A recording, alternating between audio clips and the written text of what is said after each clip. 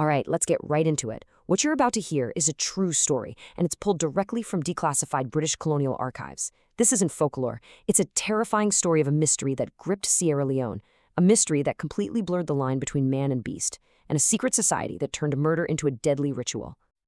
Everything kicks off with this single, chilling line from an autopsy report.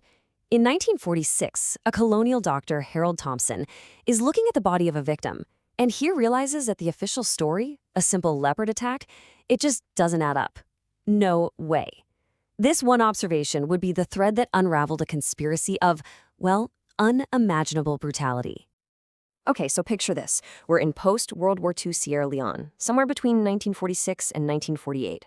Suddenly, a wave of incredibly savage killings starts, and they're so terrifying that entire villages just lock down. People refuse to go out after dark, completely convinced that some kind of supernatural predator is stalking the jungle paths. The attacks started out of nowhere, and they spread with this terrifying speed. First, a trader named Leone Kamara. Just weeks later, a schoolteacher. Then a farmer, and then a 12-year-old girl. The pattern was horrifyingly consistent. The method was identical. And the fear, well, you could practically feel it spreading across the colony. You see, the killer, or killers, left a chilling signature. These are not random attacks. The throat was torn out. The chest was marked with 5 deep gashes spaced exactly 4 centimeters apart, almost perfectly mimicking a leopard's claws. But Dr. Thompson, he noticed the wounds were too clean, too precise, made with a downward force that no animal could possibly replicate. And the final gruesome detail? In every single case, the victim's liver had been surgically removed. And we're not talking about a handful of killings here. While the official colonial records confirmed 43 victims, the estimated death toll by the time this reign of terror finally ended was closer to 200 people. The scale of this was just massive. So this brought investigators to a really terrifying question. Were they hunting a man or some kind of monster? The evidence was completely contradictory, and for months, it stumped everyone, from the most experienced local trackers to the British colonial police. The evidence was a total paradox. I mean, on one hand, you had real leopard prints surrounding every single victim. The bodies were clawed, they were mauled. But on the other hand, the wounds themselves suggested a human intelligence was behind it. Witnesses swore the attackers moved like men, not animals. And the trackers, they reported something that sounds impossible. The leopard prints would just stop, in the middle of a path, as if the animal had suddenly stood up and walked away on 2 feet. The case finally broke in March of 1947. After a pregnant woman was killed, local hunters managed to corner a suspect in a cassava farm. His name was Mamo Gaba, and his capture was the first real step toward understanding this horror. Under interrogation, Momo Guibobao gave this absolutely bone-chilling confession. When they found him, he was wearing a leopard skin cloak, and it had iron claws literally sewn into the gloves. He just calmly admitted to 9 murders, claiming a leopard spirit had chosen him. This wasn't just murder anymore, it was something else entirely.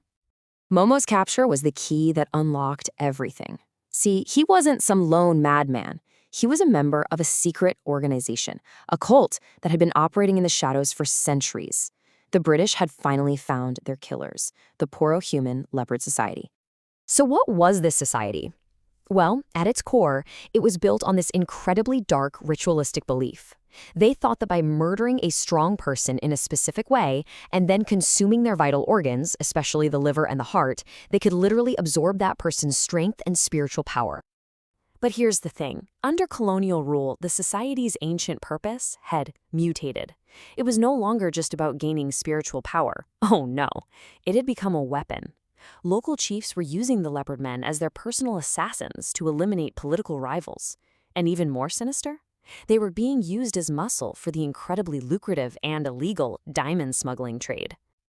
All of this eventually built up to the society's most terrifying and brazen act, a full-scale organized assault on a paramount chief in a village called Imperi. This was the final, bloody chapter of the story. So, the target was a man named Bai Kovlo, a very powerful paramount chief, and he was about to travel to the capital, Freetown, to testify in court against a ring of high-level diamond smugglers. Those smugglers, of course, were connected to the Leopard Society, and they decided he had to be silenced permanently. The attack was meticulously planned. 13 Leopard men descended on the compound in the dead of night. The police guards fought back. It was a full-on firefight, but in the end, it was just chaos. By morning, the chief, his 2 wives, and his 3 children were all dead. And Chief Bai Koblow's body was found right in the center of the courtyard, his chest bearing the society's signature claw marks, his liver gone. This massacre, as you can imagine, was the absolute final straw for the colonial government.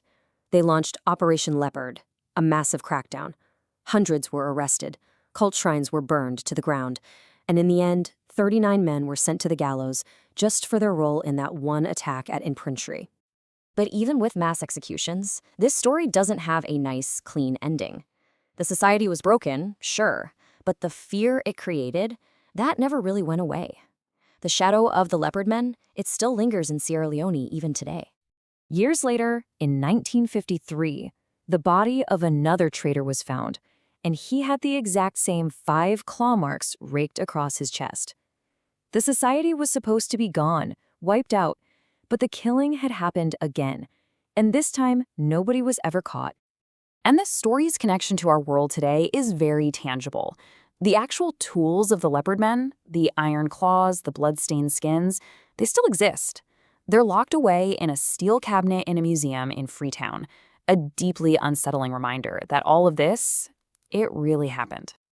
And all of this leaves us with one final haunting thought. It's a warning still passed down by elders in the very regions where the society once thrived. It's a chilling reminder that some stories, and the fears they create, they never truly fade into history. What happens when an ancient ritual is twisted into a modern weapon? Well, this is what happens.